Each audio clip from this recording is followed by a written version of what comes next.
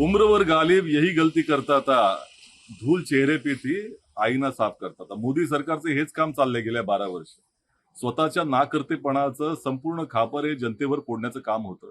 जनतेनं जबाबदारी द्यायची, जनतेनं देशभक्ती दाखवायची आणि यांनी हात वरती करायचे. कालही ज्या पद्धतीनं त्यांनी सगळ्यांना आवाहन केलं की विदेश यात्रा करू नका आणि स्वतः विदेश यात्रेला निघालेले आहे. तुम्ही काय करणार याचं उत्तर जनतेने दिलं पाहिजे. हे आयपीएलची एवढी मोठी इव्हेंट सुरू आहे जी आपल्या जय शहाजींच्या नेतृत्वाखाली चाललेलं आहे देशामध्ये.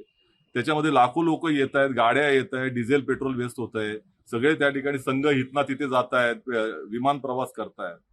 मग हे कधी थांबवत तुम्ही? हे तात्काळ थांबवा. आणि महाराष्ट्राच्या मुख्यमंत्र्याचे देशामधले सगळे मंत्री असतील, महाराष्ट्रातले मंत्री असतील, ते काय करणार ते सांगा.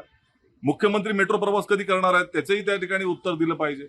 आणि हे जे मंत्री आहेत कारपूल करायचं म्हणतात ना, तर 4-5 मंत्र्यांनी एका गाडीमध्ये जावं, नाहीतर आमच्याबरोबर लोकलचा प्रवास करावा सामान्य माणसासारखा. त्यांच्या पीएनच्या गाड्या काढून घ्या. आणि दुसरीकडे यांचे जे काही विदेश दौरे आहेत यांचे स्वतःचे आणि त्यांच्या कुटुंबाचे, हे तात्काळ बंदी घाला त्याच्यावरती. आणि या खाद्य तेल देखील जर वापरायचं नाही असं पंतप्रधान म्हणत असतील, तर यांच्या सगळ्यांच्या बंगल्यावरती केवळ सलाडच खातील मंत्री. त्यांच्या खानसामाला पण आदेश द्या आणि ते सगळीकडे सलाडच खातील असं जाहीर करून टाका. ही देशभक्ती काय केवळ सामान्य माणसानंच त्या ठिकाणी दर्शवायची का? तुम्ही देशभक्त नाहीयेत का?